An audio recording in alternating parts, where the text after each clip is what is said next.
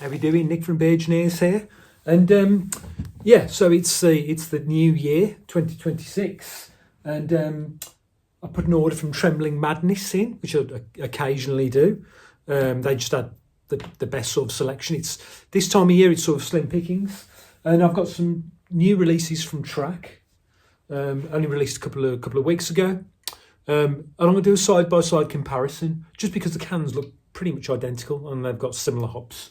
So the first one I'm going to do is Separate Ways Double Dry Hopped IPA from Track, but in collaboration with Brasserie du Bac Canada. I think they've done collaborations with them before. On the hops, I've got Nelson Sauvin, Ruaka, Nectron and Motueka, and that one's coming in at 7%. Guessing barley, oats and wheat. Yes. And this one is Sugar Mountain, and this is a double dry hop, double IPA, coming at 8%.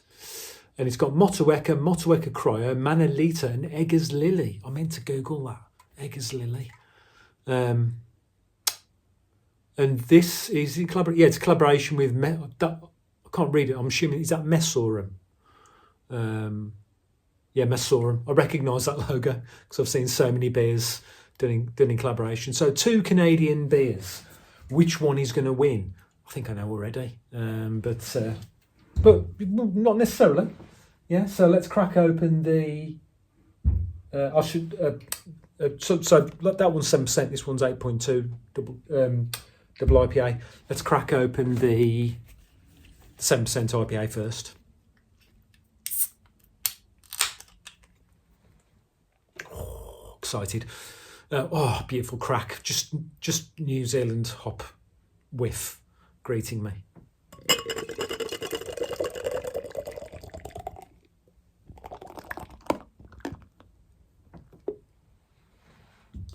So, yeah, pretty hazy.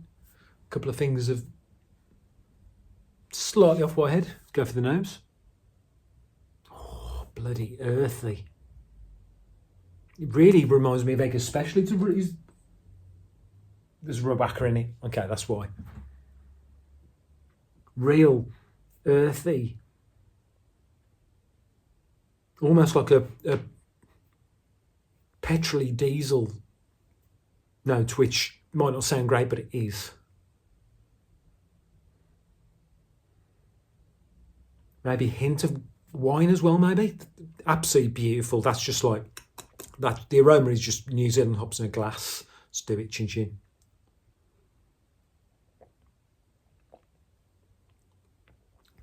Oh. Whoa. So it's very hoppy.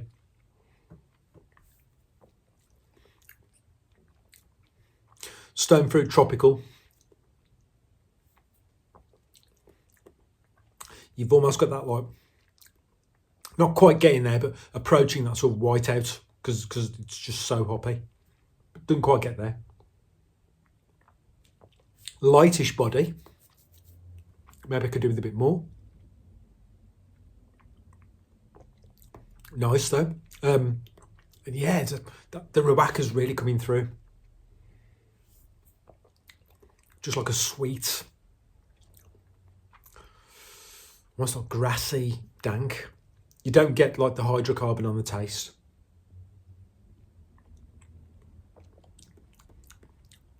Oh, that's just so good. It's just so good. It's just like I've already said it. A New Zealand hops in a glass, and that's what it is. What's that? So it's not even a double IPA. I'm gonna give that an 8. 8 out of 10.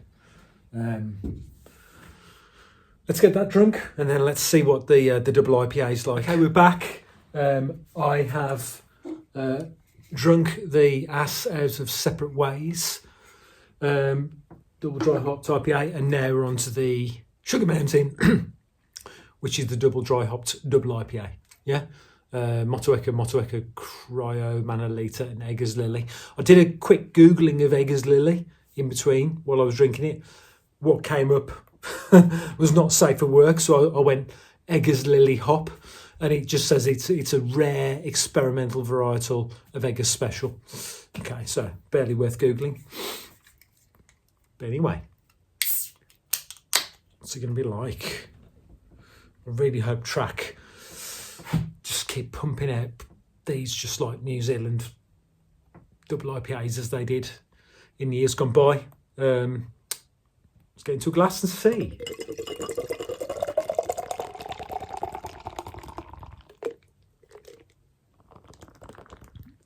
Okay. So despite a hard pour, just a couple of fingers of fairly loose white head. Yep. Hazy stock chicken soup. Pick your adjective for that. But if you drink these beers, you've seen it many times. Head's dissipating, let's go for the nose. Interesting, the nose isn't as pungent as the 7% Separate Ways one. More sort of earthy. Earthiness, but not a lot else. Nice. But I read somewhere, I've said this before, sometimes with the bigger beers, the aroma can be, the aroma molecules, volatiles, can be locked within a liquid because it's a sort of a heavier body, but okay. Proof is in the tasting. Let's do it. Chin chin.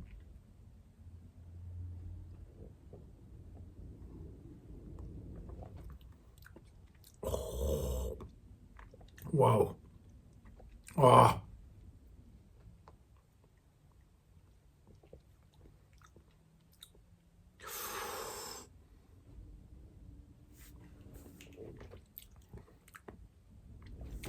So interestingly, the bright notes,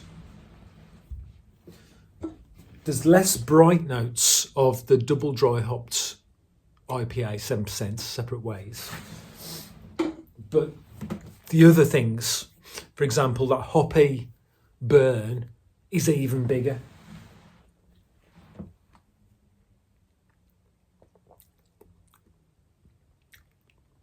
It's heavier bodied, as you'd expect, but still medium bodied.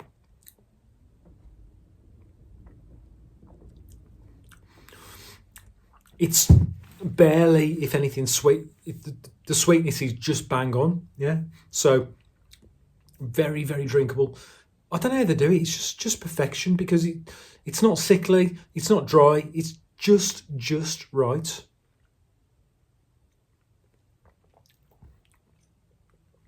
And again, we get towards that white heat, palate just gives up territory, like Troubles, that sort of thing, the Don from Verdant, but doesn't quite get there.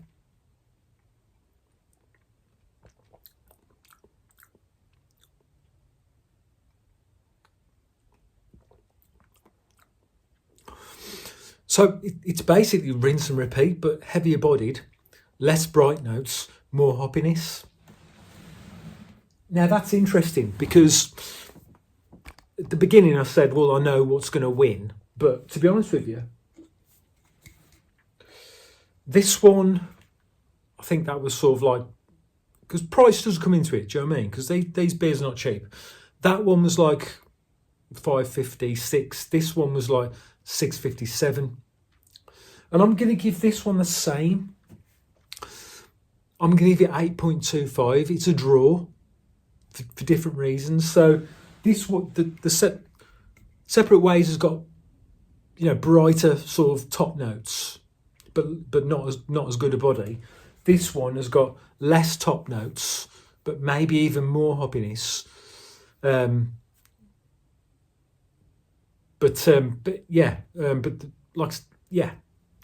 So good for different reasons. So it is a draw, guys. Do you know what I mean? 8.25 for the two of them. Both highly recommended. Both currently available. Yeah, they've just been released. Like I say, I got mine from Trembling Madness. They'll probably pop up at Fuss Club next week. Next release Mondays when they do theirs. So wherever you get your beers from, if you're a track aficionado like I am, then I'd get them both in, to be honest with you, because they're both bloody great. Thanks for watching. Till next time. Cheers.